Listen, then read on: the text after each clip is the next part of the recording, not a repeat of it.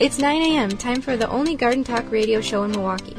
Tell your friends, the Wisconsin Vegetable Gardener is on the air. Join us and let's grow together.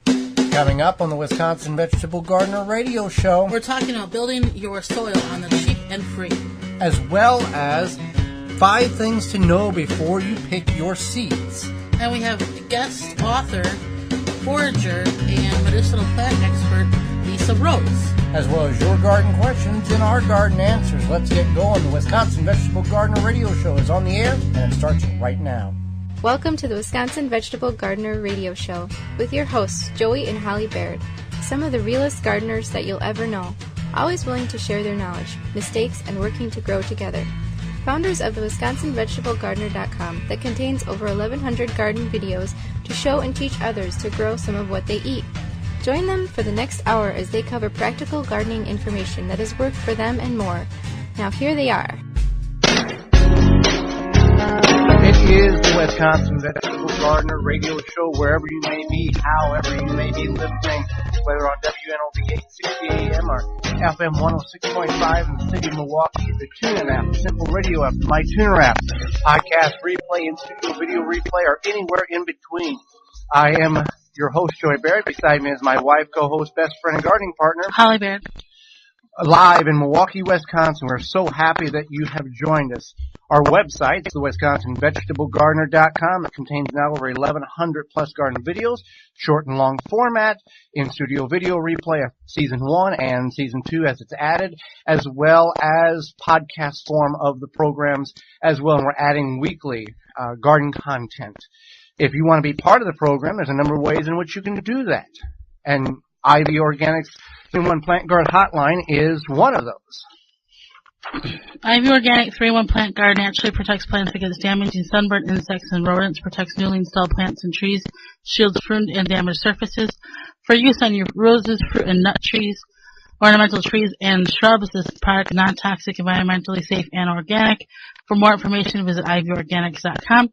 You can call into 414-444-5250 with your questions and comments during the show. And you always can send us an email at twvgshow@gmail.com, or you can tweet us using hashtag TWVG, or at TWVG Show is our Twitter handle.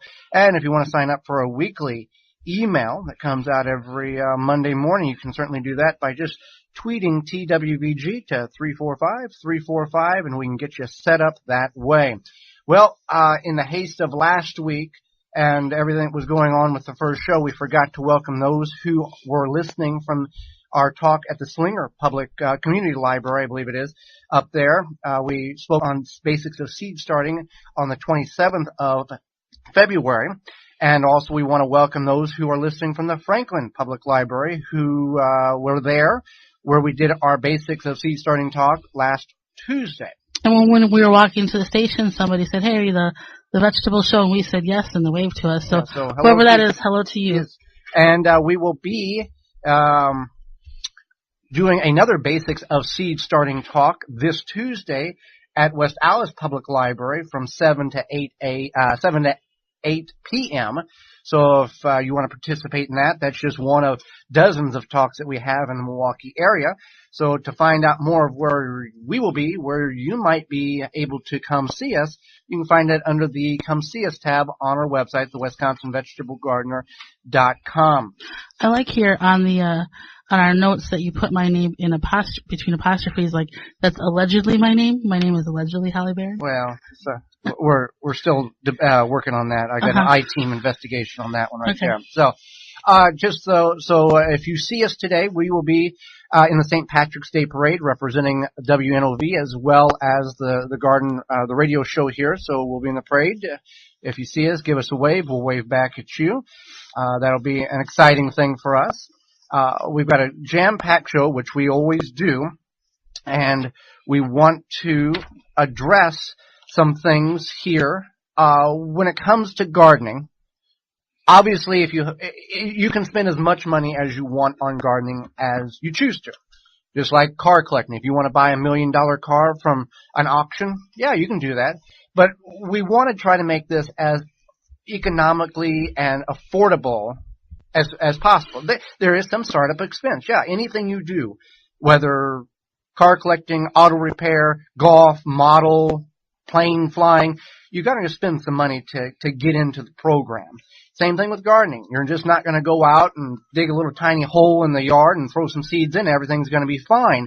There is some upfront expense, but there is some ways to do it on the cheap and even free to build your soil.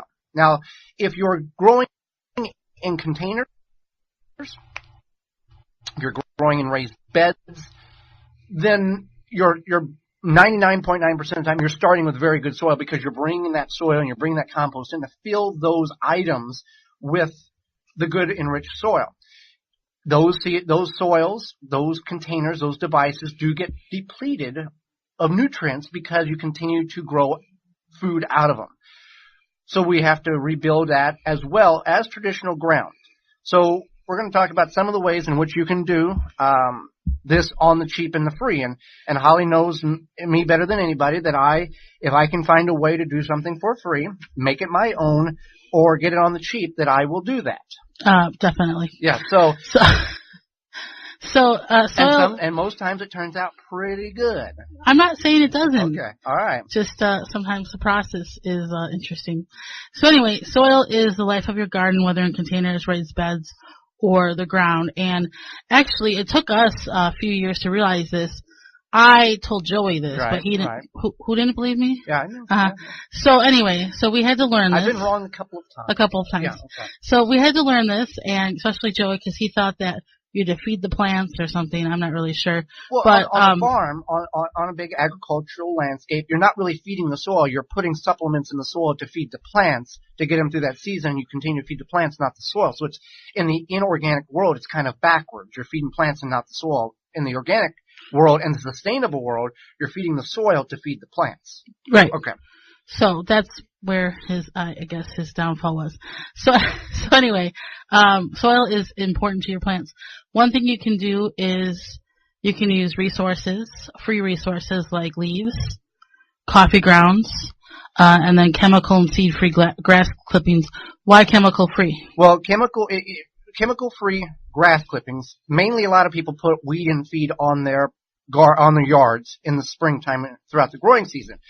This weed and feed, it feeds the plants. It kills the broadleaf plants or weeds that are in your yard. So what happens is that contains a chemical called 2,4-D. When that chemical is removed as a grass clipping and either put in your compost pile and or laid in your garden as a mulch, that 2,4-D residue is still prevalent even through the composting process. So when it waters, or when it rains, when you water, that chemical leaches into the soil, and what is the majority of the plants that you're growing in your garden? Broadleaf plants. And it kills those plants. So even if you have it through a composting procedure, that doesn't kill that persistent chemical, that 2,4-D residue. But if you're using an organic weed and feed that contains corn gluten meal, which is an inhibitor to seed germination in your lawn, you're fine. It's not an issue. One of our fertilizer sponsors, Sustain Natural Fertilizer, they have a corn gluten-based weed and feed, and corn gluten is just the byproduct of the beer industry when they extract all the juice out of the corn kernel, and then they turn it into a powder. If I understand that correct with that. So grass clippings are great if you know what has been used on that lawn. And they don't have seeds. Obviously, if you put seeds in your garden, you're going to have a garden full of weed seeds. Right. And so, definitely. So one question we get a lot is, well, especially when we're talking about mulch, is wood chips. Not that people are adding wood chips to their soil to enhance it, but if you want to use them as mulch, is that good or bad? And obviously, wood chips do take a lot longer to break down than most other types of mulch or additive that you're putting to your soil. You can add it with what is called the back to Eden garden method, where you layer inches and sometimes, in some instances, feet, a foot or two of wood chips on a growing surface, and you allow it to begin to break down and decay and feed the soil. It works itself into the soil. You do not, and this can take several years to make it happen. You do not want to get wood chips and then till them into your garden, because yes, the wood chips will break down into the soil, but they rob the soil of the available nitrogen in order to have that breakdown process that occurs to get that black soil that we're familiar with in the center of a giant wood pile that's been sitting there for 5 or 10 years. So wood chips are great. They make great mulch to suppress weeds and hold moisture. Those are really good for like asparagus beds, raspberry patches, anything perennial, rhubarb, something like that, where you're not going to disturb the soil for years upon years. You can layer that down, and it works really well. Again, walk paths works well as that. But you, again, don't mix it in the soil because it will rob the soil of nitrogen, and then you're going to have to supplement that with something else. Let's talk about coffee grounds. Yeah, coffee grounds add a good boost of nitrogen to your soil. You can get them. You can save your own. Or you can go to a local coffee shop. A lot of times if you give them a call ahead of time, say, if I bring a bucket, will you save coffee grounds for me? And they are more than happy to usually.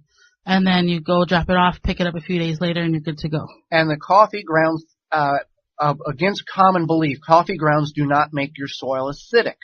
The coffee process removes nearly all of the acidity in that bean or in the grounds. The coffee grounds is a good nitrogen supplement for or a green product for your compost pile. It'll allow it to heat up quicker, as well as it's good for an organic matter, and worms love it. Right. If you feel like you're not having enough worms in your soil, maybe you dig and you don't find a lot of worms, you just find a few here or there.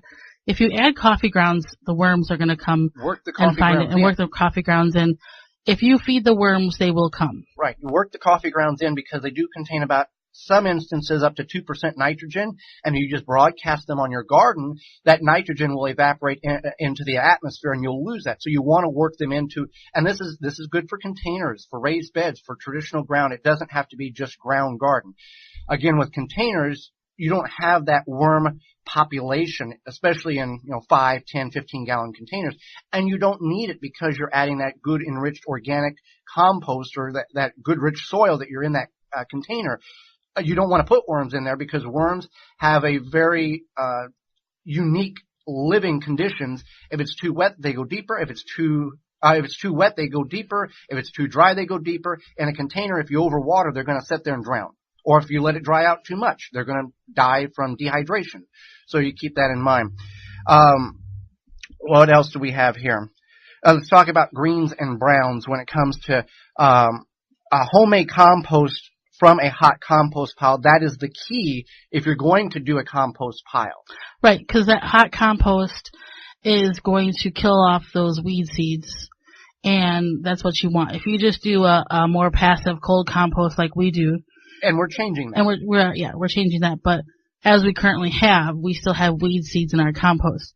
So, whatever works for you. But the hot compost, you need a high amount of greens, which are the nitrogen. So that would include things like coffee, the coffee grounds, green kitchen scraps, grass clippings, any of those type of things.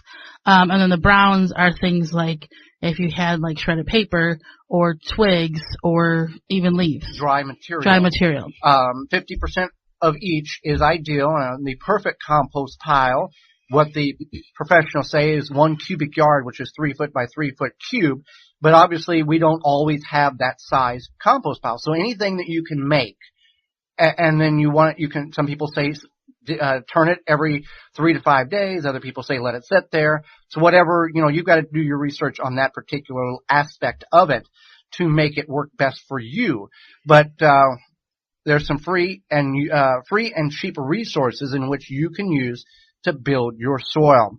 When we come back, we're going to talk about things you need to know before you buy your vegetable seeds. We told you last week why not to buy them from certain sites. Today we're going to talk about things you need to be aware of before you just start clicking on the checkout button on the website right after this.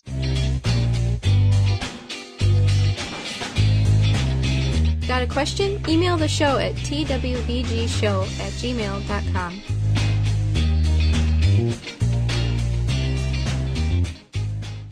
The number one key to healthy, productive plants are the roots. Starting from seed to full-grown plants, rootmaker.com has the answer. From seed starting trays with an innovative design that air prunes the roots, creating a fabulous root system, never again will you have root-bound plants, to multiple gallon grow bag sizes to raised beds. Rootmaker.com has your grow needs covered.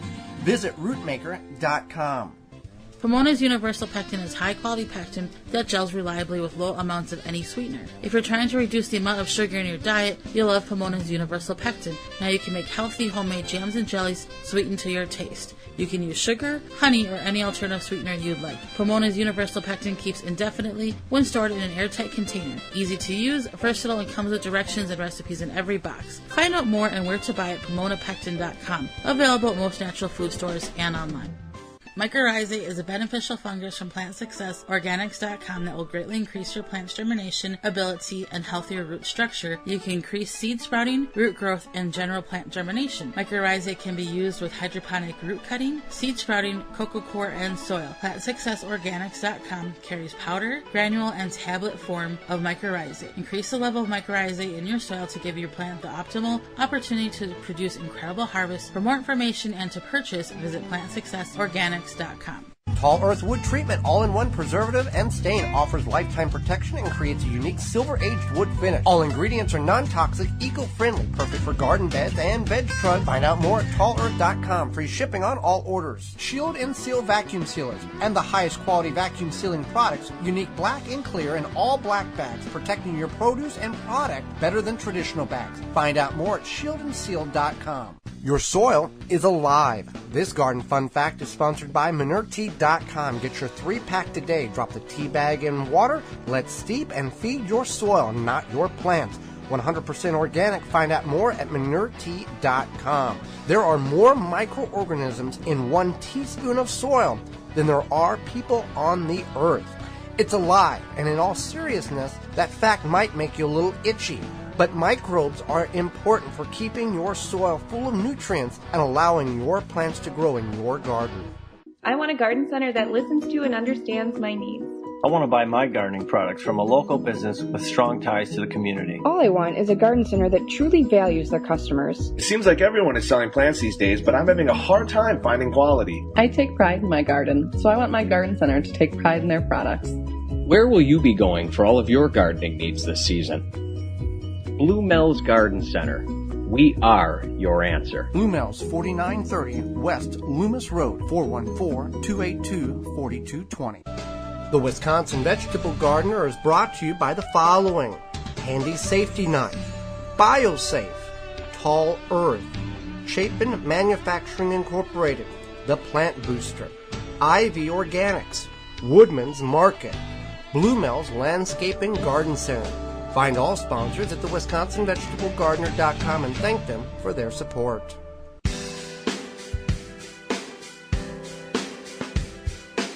Welcome to the Wisconsin Vegetable Gardener Radio Show with your hosts Joey and Holly Baird. Welcome back to the program. So glad you've taken a little time out of your Saturday morning to talk gardening with us. I think it was a year ago at this time we had a 10-degree low temperature on the second show for that night. I have to go back and check my records, but I believe it was that cold. It wasn't that cold this morning, and I'm sure happy it's not, because I want to get stuff in the garden, but it's going to be a while. But in order to do that, we're going to have to get seeds. And in order to get seeds, there's some things that maybe many of you have not purchased seeds yet, okay? And some of you maybe have. So we're going to go over some of the things you need to be aware of before you just go to migardener.com or the local garden center and start putting some seeds in your cart and checking out. Because some of you do this for a hobby. Some of you just have a few containers on the patio, porch, deck, or backyard, or have a small garden. I guess you could call us professional gardeners to a certain level. We do this full time. I do this full time with the gardening and the production of the radio program and all of our video series. So we've done this. We're engulfed in that. You know, we don't really see the forest from the trees because we're in the middle of the forest sometimes. And when you pull back and look at, okay, this is things that everybody needs to be aware of. That's how we come up with some of these topics. And we were like these, what we're going to go over, we were like this starting.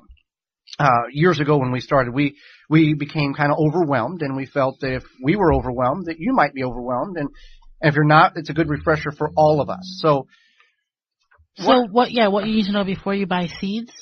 Well, first of all, you want to pick what you like to eat because it's common sense, but really grow what you like to eat. If you're growing something and you're not sure why you like to eat it or why you like to grow it, if you don't eat it, you give it away, you get frustrated with it, then quit growing. Right. Like, why waste your time? So be realistic about what you're buying and also what you're growing. So just because somebody in your family grew jalapeno peppers and you cannot stand jalapeno peppers, then quit growing them. So if you get like sucked in because of the picture on the front of the seed pack, oh, that's pretty. Well, do you even like eggplant? Yeah, it's a Turkish eggplant, but do you even like it? At least go and buy one from the Outpost or Woodman's or Beans and Barley and find out if you even like eggplant. And if you do, then you can go on the procedure of trying to start it from seed or buy the seed start. So that's important. A lot of people will simply purchase seeds because, the package, look at that pretty tomato or look at that pretty whatever it is. And then they realize, I don't really like this that much. Right. And when you're buying these seeds, you're going to see hundreds of seeds and you might get excited. You might say something to eggplant like, I had this really good eggplant parmesan one time. Are you necessarily going to make that? Maybe not. Do you know how to make it? Do you know how to make it? Maybe not. So keep that in mind. Another thing is, like, as I mentioned, be realistic with what you buy. Do you, say you are a small patio gardener or just like a hobby gardener and all of a sudden you have like 40 packs of seeds with 100 seeds in each. Maybe you have a friend, family, or neighbor that you can split those seeds with or trade or something like that. Right. I help with a small little garden group over in the Oak Creek area, and the members all have very small areas to grow. So they purchased seeds from MI Gardener. They decided what they wanted, and they divided them up because they didn't need 25 tomato seeds, so each of them got 5. They didn't need 1,000 lettuce seeds, so they each took several pinches of lettuce seeds and put them in little bags so they each can have something to grow in their garden.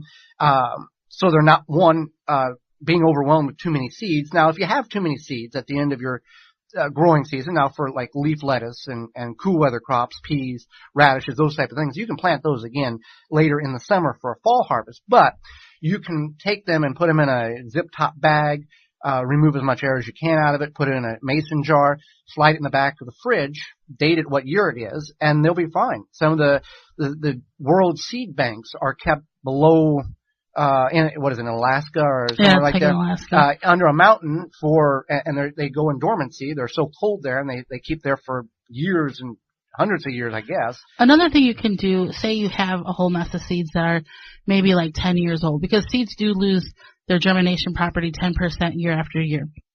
So say you have a whole bunch of seeds, you can make bird seed. Just mix them all up, and then you have bird seed, and you can do bird feeders, or if you know somebody who has bird feeders, just give them that seed, and the birds will be happy. Right, and also if you can always plant those seeds. Now, if they're 4 or 5 years old, the resources online say parsnips will lose their germination about a year. A year is about all you got. Well, we had some that was 3 or 4 years old, and we had just underwhelming amounts of germination. We planted them super thick because, we've got like very little to no germination here. And I had hundreds of parsnips I had to wean out and snip off because they all came up. So do plant those older seeds. I mean, if they're 10 or 15 years old, obviously, yes, they're not going to be good, but we're talking 3 or 4 years old. Plant those, but also get some new seeds so you're not relying on that 100% of, all I got is old seeds here. I hope they come up. 99 cents a pack over at MI Gardener. It's well worth investing in new seeds as well as using those old seeds up. And, again, know how much space you have to plant. And if you don't, figure out, I've got a small plot in the backyard. It's 50 square feet. What realistically can I put in 50 square feet? There's a lot of great charts online that, gauge this out, whether in a square foot method or row planting, on what you can and can't do in those particular locations and what's best and for small gardens.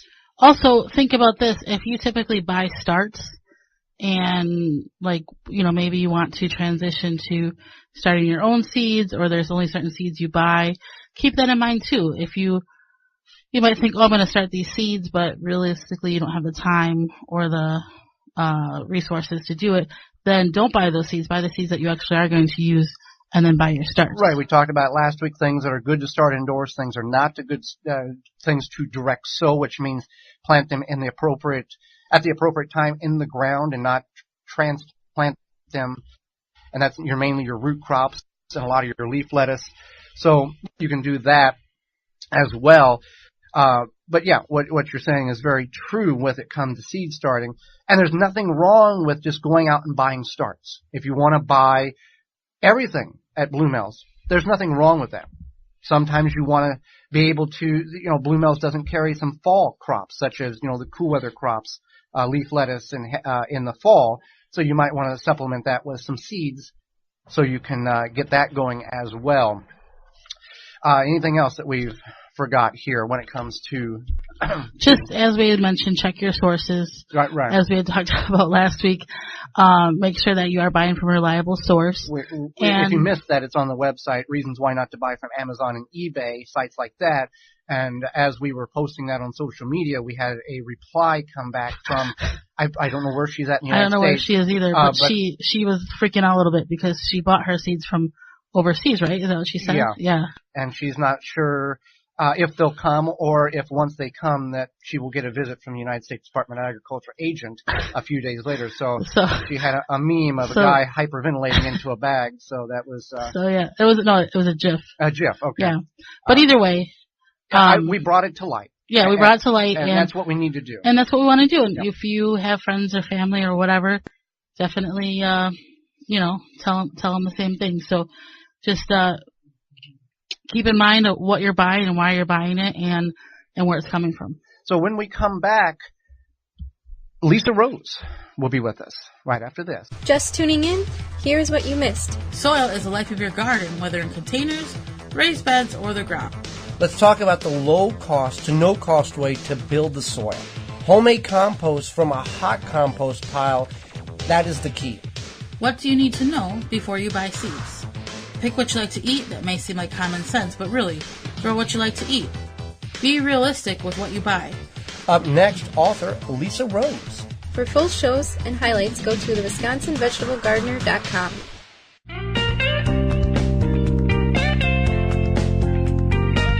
Use Twitter to reach Joey and Holly at TWVG Show or hashtag TWVG.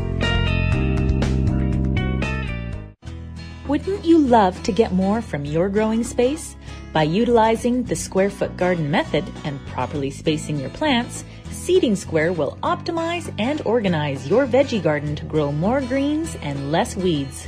The square foot color-coded seed spacer is a great tool for any garden, ground container, or raised bed, and all experience levels, even little green thumbs. For more information, visit seedingsquare.com. Seeding Square is gardening made simple. Garden seeds do not have to cost a fortune, just 99 cents at migardener.com. Now with over 450 varieties of non-GMO, heirloom, and organic flower, vegetable, and herb seeds available year-round. Pay less and get more seeds. Shipping as low as $2.50. That just makes sense. Go to migardener.com for seeds and garden needs, tools, and special blend fertilizers. migardener.com. It's that simple. Family owned and operated. I know you're looking for natural and organic food, but at a great price. I've found the place. Woodman's has what you need. Woodman's offers a huge natural and organic selection with some of the area's largest organic meat, produce, and dairy departments. Shop consciously, but it won't break the bank. They have aisles of all the organic food, snacks, and treats you've been looking for, so you and your family can eat healthier without overpaying. Visit their Milwaukee area store locations, Kenosha, Menominee Falls, Oak Creek, and Waukesha, or visit woodmans-food.com to find the nearest location to you. Zaz Products, offering great quality supplements that can help personal health and increase longevity. Committed to bringing you the highest quality products at the lowest price. Find out more at zazproducts.com. Rebel Green, responsibly made natural products that are good for you and the environment. Made in the USA, plant-based, vegan, and always toxic-free. Find out more at rebelgreen.com. Flame Engineering, home of the Weed Dragon, the perfect propane torch kit for home and garden use. For killing weeds, no need to pull or spray. 100 other uses. Find out more at flameengineering.com. Hoss Tools wants to help you grow your own food. From seed starting supplies, hand tools, drip irrigation, harvesting equipment, and a complete line of all-natural pest control solutions, they've got you covered. Keep your garden weed-free with their time-tested, American-made wheel hose that are built to last a lifetime. And their precision garden seeders have proven design for planting a wide variety of seeds. Hoss Tools has what you need to get the most out of your growing space, large or small. Free shipping and outstanding customer service. Shop online or request a free catalog at hosstools.com. The Wisconsin Vegetable Gardener Radio Show is brought to you by the following: Hoss Tools, Tree Diaper, Root Maker, Seeding Square, Rebel Green, Dripping Springs Oil, Zaz Products, Shield and Seal, Pomona Universal Pectin. Find all sponsors at thewisconsinvegetablegardener.com and thank them for their support.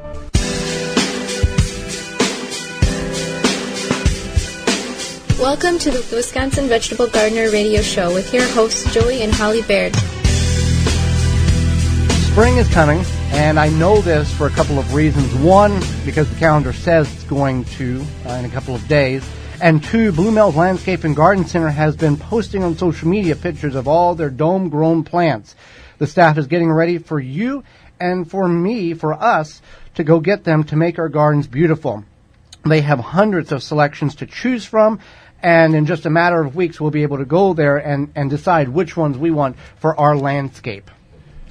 Where is Blue Mel's located at? Blue Mel's is at 4930 West Loomis Road in Greenfield, and they are at bluemills.com. You can call 414-282-4220 just south of Layton on Loomis Road, and they have their coffee shop there, too. Yeah, open year-round as well. Well, Holly, let's go to the Ivy Organics 3-in-1 Plant Guard hotline and bring in our next guest. Lisa M. Rose is an herbalist, forager, and author with a background in anthropology and a professional focus on community health and local food systems. She has gathered her food, farming, and wild plant knowledge from many people and places along a very delicious journey. Welcome to the program, Lisa. Thank you. I'm pleasure to be on the show this morning. Well, we're happy that you've taken time out of your day to inform and educate Holly, myself, and all of our listeners on what you do and what your book's all about. Perfect. Thank you for having me. So what exactly is foraging, or also known as wildcrafting? So I think a lot of people are familiar with foraging, just growing up in the Midwest by gathering berries along the trail side, or perhaps gathering dandelion flowers, making dandelion wine and dandelion salads. So really the ideas of wildcrafting and foraging is using the wild plants around us for food and medicine. Many of us deal with what we call creeping Charlie in our gardens. You have a good use for it. What is it, and how can we benefit from this very invasive weed, I call it? It's a funny plant that you asked me about this morning. Actually, I was on an earlier call with local gardeners, and creeping Charlie came up. And yes, a dastardly growing plant across the lawn landscape for many people. But it actually is edible and has a flavor profile that's similar to peppermint. And it can be used, it's not something as sweet as peppermint can be, but it can be used as a tea, or even if you're, in the yard doing garden work and you happen to have some on the lawn, you can take a bite and chew it. And it's especially helpful for those with seasonal allergies. It can dry up a runny nose. The tea is quite astringent, and it can be used as a medicinal plant. Well, okay, you bring that up. Two questions I have on that. One, is there any substitute? Is there any plant that looks like creeping Charlie that may be harmful to us? And two, obviously, if the plant has been sprayed with a chemical or weed and feed with a 2,4-D residue, you don't want to consume that. So we know the second one is what that is. But is there a plant that is resembling it that could be harmful if we misidentify it? Those are great questions. The first, when you go ahead and identify creeping Charlie as a spreading mint plant that grows, comes out of the garden, you start to see it about the third week of April into May. And it has a notable aroma of mint when you crush it between your fingers. So that's one of the chief identifiers, one, before you put it in your mouth. Is it creeping Charlie? It's got that traditional peppermint square stem in the mint family plants, but it's that chief notable smell of mint that I would say that helps affirm that it's creeping Charlie. There are no poisonous lookalikes that can confuse you with it. There are lots of types of spreading lawn weeds that would grow alongside it, like the chickweeds, the dry mouse-eared chickweeds, and so on and so forth. But again, it's that notable peppermint smell that you want to look for to help affirm that it is the creeping Charlie.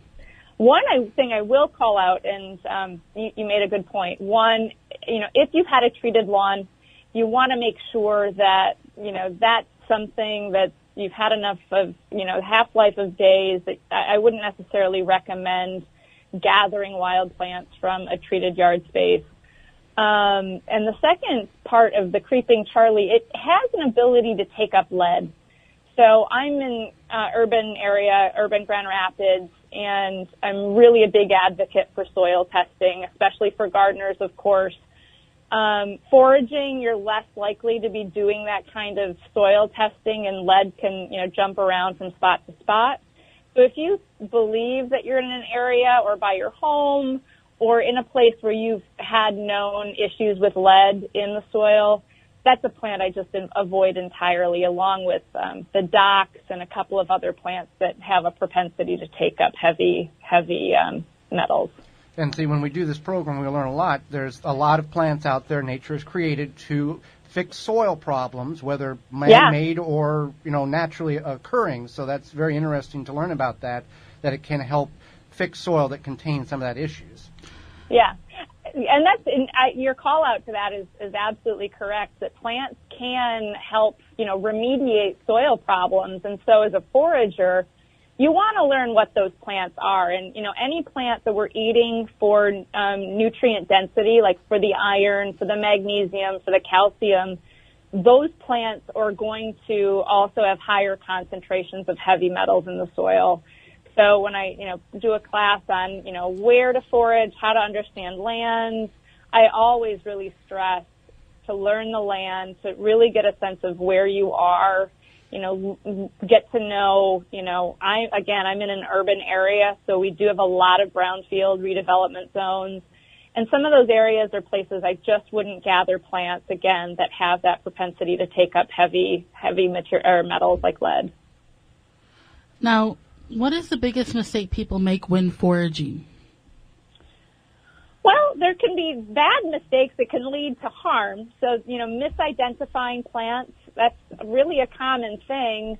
The hubris that can come from, you think you might know XYZ plant when there is, in fact, poisonous lookalikes. I think of wild carrot and poison hemlock as being two plants that can look similar to someone that's not familiar with the plants. That can result in really with terrible consequences. Poison hemlock, of course, is a neurotoxin and can lead to death in some cases. Right now it's early spring, and the hellebore are coming up through the ground, and they look similar to, a wild leek, or also known as ramps. And ramps are very popular for the food community, a very trendy wild edible. But for those that aren't familiar with their botany and with their plants, can easily mistake those leeks for hellebore. And again, another neurotoxin. It can be a problem.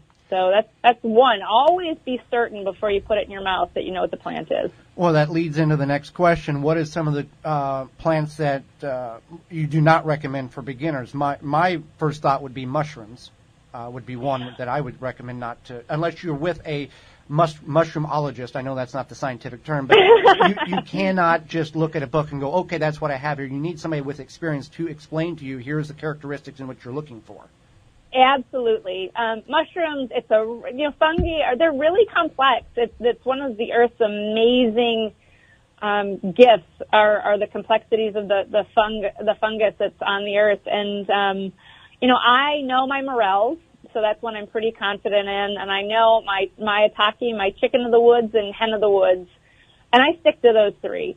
I have friends that are amazing mycologists that know their mushrooms and they're mushroom people. I'm a wild and weedy edible person that loves the things like the garlic mustard and the nettles and the burdocks. And if I really want to get down and dirty with mushrooms, I definitely go out with the experts. So I'm really, again, just humble. The natural world, there's a lot of things that are amazing and safe that you can be playful with. But then, there are a lot of things that just unless you're an expert, and even experts aren't experts, right? So, there's just a lot of things that you need to know with the mushroom world. Definitely. Now, where did you learn about these medicinal plants and properties? I've been learning, so I'm from Michigan. So I grew up born and bred here in the Great Lakes area, and I grew up along the lakeshore of Lake Michigan, and we were outside all the time as my family grew up as sailors. My dad was an engineer, and he always would say that the natural world is the best. There's no better engineer than what you can see in the systems of the natural world. He said, so when you watch the natural world, again, to that soil remediation, it has ways to resolve its own issues. It has ways, the ecosystem, ecology, it's an amazing world. And so everything, I approached plants, I approached food, I've approached wetlands, our watersheds, with that curiosity. And along with that came, my mother had a garden.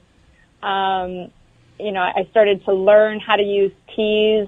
Always in a kitchen. I've lived in Napa, worked in Napa Valley, worked in restaurants, worked on farms. And so I've had a lot of exposure to different people and approaches to food and how, communities have used them as medicine. And that was right, one of my interest areas. And before, we had Western medicine, that's what the world ran on was, for example, Native Americans, they knew what plant did what and what plant not to use and all of this stuff. And we've lost that because we just go to the pharmacy and get a pill that's supposed to fix one problem but can cause 4 others. Exactly. And I think what I'm seeing is, I have a public library program later today, and, I have over 100 people coming. They want to learn approaches to take care of themselves. Some people don't have health care. Health care is an issue. So I love medicine. I love my physicians. I love scientists. But I also believe that it's important to know how to take care of yourself. It's important to know how to take care of a cold or how to take care of a flu, how to make chicken soup. All health in my world starts in the kitchen. So how do you incorporate, and to your point, across time, we've kept gardens, we've done cooking, now we go out to eat, now we have a lot of fast food. And don't get me wrong, I do love to go out to eat, and I love a cheeseburger. Right. But, to have these things in my toolkit, I feel much more empowered about my health. I know where my food comes from. If I need to go into surgery, I've got great physicians. I'm lucky to have health care. I'm lucky to have a good doctor's network. But I want to manage, I have my own chronic health issues. I want to be able to manage those.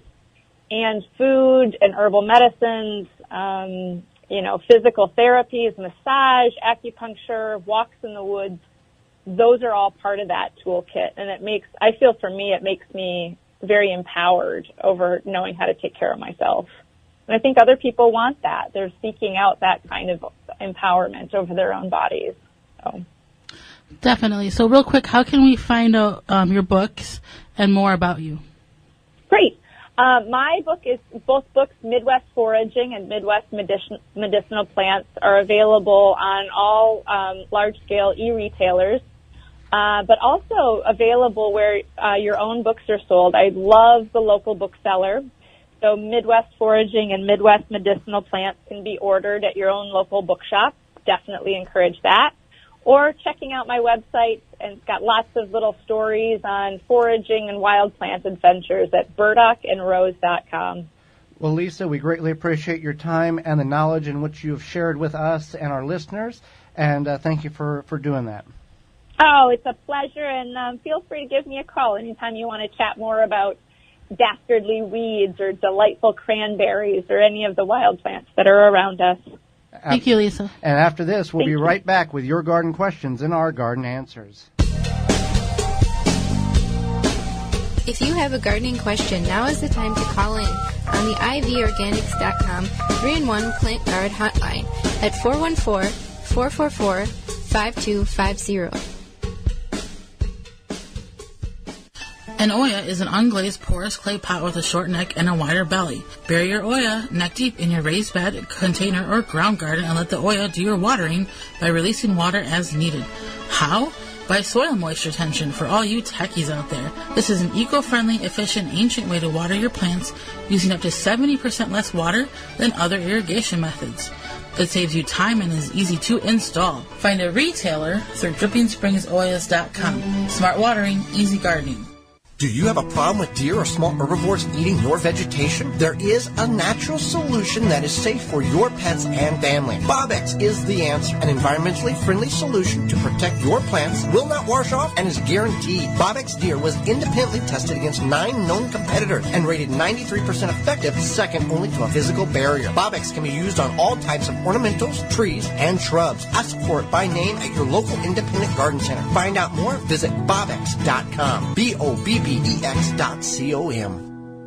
Beans and Barley Marketing Cafe, a neighborhood specialty grocery store for the east side and greater Milwaukee area where you can find all you need, from fresh produce to bakery to organic frozen dinners, from wine to fresh squeezed carrot juice. A health food store with hundreds of products, vitamins, supplements, bath and body items, magazines, cards, books, and a knowledgeable staff. Catering available, open daily at 8 a.m. The restaurant serves breakfast, lunch, and dinner 7 days a week with a menu of good, healthy, homemade food, including vegetarian and non-vegetarian specialties. 1901 East North Avenue, Milwaukee, 414-278-7878, and online at beansandbarley.com. Root Assassin, a garden tool that does all the root functions with its advanced shovel that has serrated edges on both sides. Find out more information at rootassassinshovel.com. The Gardener's Hollow Leg, the debris and harvesting bag you wear, comes with its own belt attachment, perfect for doing light pruning, weeding, harvesting on the ground or on a ladder, and many other uses. Find out more at thegardenershollowleg.com. Save 10% by using the word veggies at checkout. Eco Garden Systems is a revolutionary way to grow food. A fully contained raised platform with a conventional watering system. Solar power unit optional. Made from recycled material in the U.S., Eco Garden Systems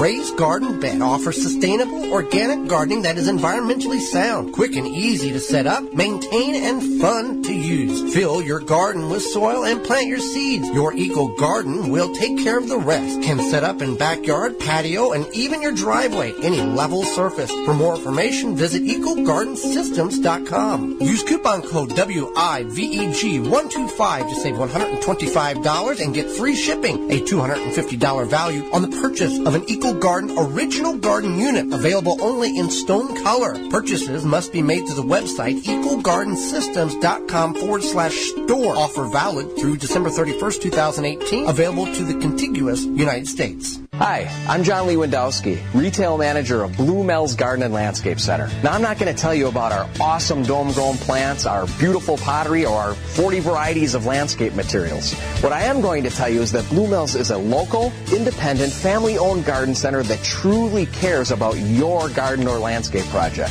So if you're looking for that one garden center that actually cares about you, come to Blue Mel's Garden and Landscape Center. We've been treating our customers like family since 1955. Blue Mel's, 4930 West Loomis Road, 414-282-4220. The Wisconsin Vegetable Gardener Radio Show is brought to you by the following: Haas Tools, Tree Diker, Root Maker, Seeding Square, Rebel Green, Dripping Springs Oyas, Zaz Products, Shield and Seal, Pomona Universal Pectin. Find all sponsors at thewisconsinvegetablegardener.com and thank them for their support.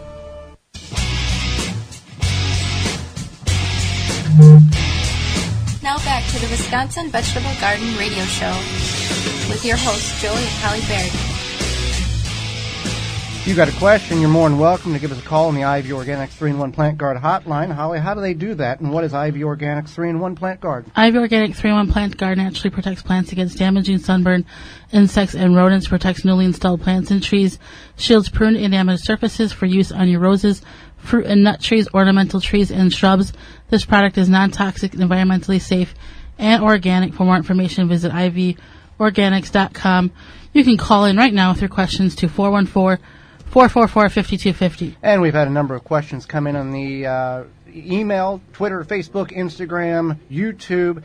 Email is twvgshow@gmail.com. Twitter is twvgshow or hashtag twvg anytime. Mitch asked, can I make pasta without using all-purpose flour, as you talk about in many of your videos? Alternative to all-purpose flour, is that possible? It depends on the flour. You can look up, gluten-free, grain-free homemade pasta recipes online, or if you don't want to use all-purpose flour like a whole grain, there's recipes like that as well. Well, let's briefly name off some of these alternatives to all-purpose flour. There's nut flours and right, nut flours, bean flours, whole grain flours, even seed flours, things like that. Well, pumpkin seed flour, pumpkin flour, obviously those have to be supplemented with actual flour, but those are different alternatives there. How long does it take for a tree, wood chips, to decompose if I run it through a normal wood chipper?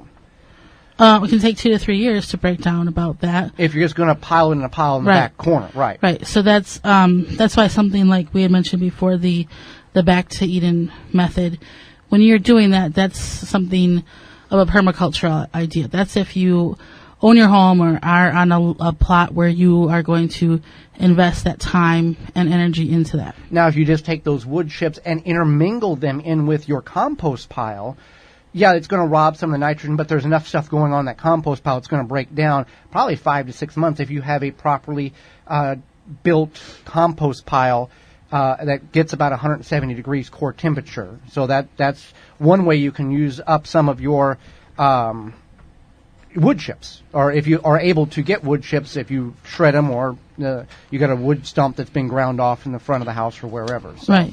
Yeah. So this person wants to know, why do you let grass grow in your garden bed? I have seen some in your past videos.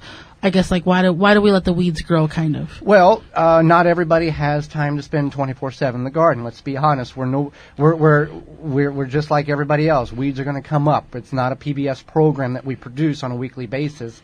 We're realists. This happens to everybody. We have gotten better over the years with controlling the weeds by adding mulches like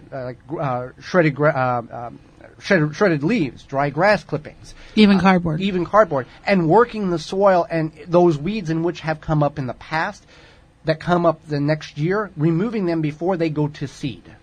When the seeds disperse, then you have hundreds and thousands of seeds now that have been spread upon your garden, which you didn't have before. So. And that's the thing, as Joey mentioned, we're not PBS, or we're not home and garden television. I work full-time outside of the home, and while Joey works on this full-time, we still have, things that we have to do. We don't have a team of people to come in and weed our garden. What's that like? I wish I knew. Another question we had come in is, well, it's not so much a question, but a reference to your Canning What You Grow videos, Holly, and we have 45 on the website. If you go to the Watch Us tab, you can scroll down and see all of these basics of canning or Canning What You Grow videos. And it's thank you for the blueberry jam Canning What You Grow video. This will be my first year canning this recipe. My first since I just made some maple syrup a couple of days ago. Thanks again. I've subscribed to your YouTube channel and other social media platforms, and I'll be checking out the rest of your videos. And that maple syrup blueberry jam, I think it won me a second place ribbon at the state fair. So if you get a chance, go check it out. Right. And we have one more compliment that I find was very interesting. Ronald C., he says, I love listening to your podcast in my home here in Zone 9B in Central Florida, USA. I am blessed to be able to garden 365 days a year, and I have more than a dozen raised beds. So people all over the country and the world listen to this program. Even though the information may not be relevant at the time where Ronald is at in Florida, you just have to tweak some of the dates and times that apply it for your particular growing area. Okay, I think we've got time for a couple of more questions. Let's go with this one. Why do mushrooms grow in my vegetable garden, and will it hurt my vegetables? I also have this problem with my seed starts. I have mushrooms coming up. I've pulled them, but they continue to come up. And we've experienced this with our Kellogg Garden products as well. Right. So in gardening organically, one has to think differently than conventional gardening. Mushrooms are naturally occurring in all soil, but can be more prevalent in organic soil. They bloom over on decaying matter. So there's a lot of decaying matter in organic soils. We tend to notice them when we transition from warm months into cooler or from cooler into warm. You may have to back off on watering a little bit. The mycelia, which is the roots, they do grow on that decaying matter, so kind of think about that. Most of the time, if you reduce the amount of watering in that area, they will disappear in a few days. But there's nothing wrong with it. No, it's just like a healthy... just don't eat them. Yeah, don't eat them. But yeah, once you see that, you know, and if you do straw bale gardening, you know that there is a time where as the bale internally breaks down, the conditioning process, if everything goes well, you'll get mushrooms in the straw bales as well, and that's a very good sign. So nothing to be worried about, whether in your potting mix or in your garden. Just the moisture is probably something that needs to be looked at, the application of moisture. Let's see here. What you got for another one here? One of my potted horseradishes is going to seed, but I have not found anything in relation to its seeding. Should I let it seed and collect it, or cut it off and chunk it, which means like chunk it up to propagate? Yeah, divide it. Since horseradish is an invasive plant anyways. Can I keep the seed and eat it? First time year I've grown it. I have it growing in many spots due to the roots busting through the bottoms of the pot and growing into the ground. I wanted to make fire cider and have a hard time finding it, so I planted many eyes. I'll be more careful about what type of pot because, well, obviously we know horseradish grows pretty quickly. Any info greatly appreciated. Thanks for the informational video. Well, we couldn't find if the seeds were edible. Right. We did a research. There's if you don't know and you can't find it, don't eat them. Right. But the leaves of the horseradish are edible because they are part of. They're similar to arugula or kale, and they can be eaten raw or cooked depending on your preference. They're part of the brassica family, so they fall in that category of cabbage, broccoli, cauliflower. But you can start the horseradish from the seed, so she can save the seed and then start the horseradish from the seed if she wanted to. Right. And she's got it growing in pots, so you want to keep in mind that just like if you're growing rutabaga or rhubarb in pots, after about 2 or 3 years, you're going to have to chunk it or divide it because it's going to take too much space and use up all that nutrients that's in the container. Obviously, you're fertilizing every year, but you want to keep that in mind as well. Well, we appreciate you tuning in to the program. We're out of time, and we appreciate yours. Programming note, join us next week when we will discuss the difference and the advantages and disadvantages to the square foot garden and traditional row gardening. We're going to talk about both aspects and which is better for one or the other application, as well as tomato varieties in which we recommend. We are growing 45 varieties this year, and we've grown many last year, and there's several of them that stand out from the crowd. As well as Jessica Walliser will be with us. She's got a new book out, Container Gardening Complete. It's a fabulous book for those of you who have limited space who can only grow in containers. So until next week, for Holly Baird, I'm Joy Baird, and we will see you in the garden. You have been listening to the Wisconsin Vegetable Gardener Radio Show. Tell a friend and join Joey and Holly again next week so we can all grow together. The Wisconsin Vegetable Gardener Radio Show is a production of the WisconsinVegetableGardener.com in association with WI Garden Media Broadcasting, live from the WNOV 860 AM and the W293CX 106.5 FM, Courier Communication Studios in Milwaukee, Wisconsin.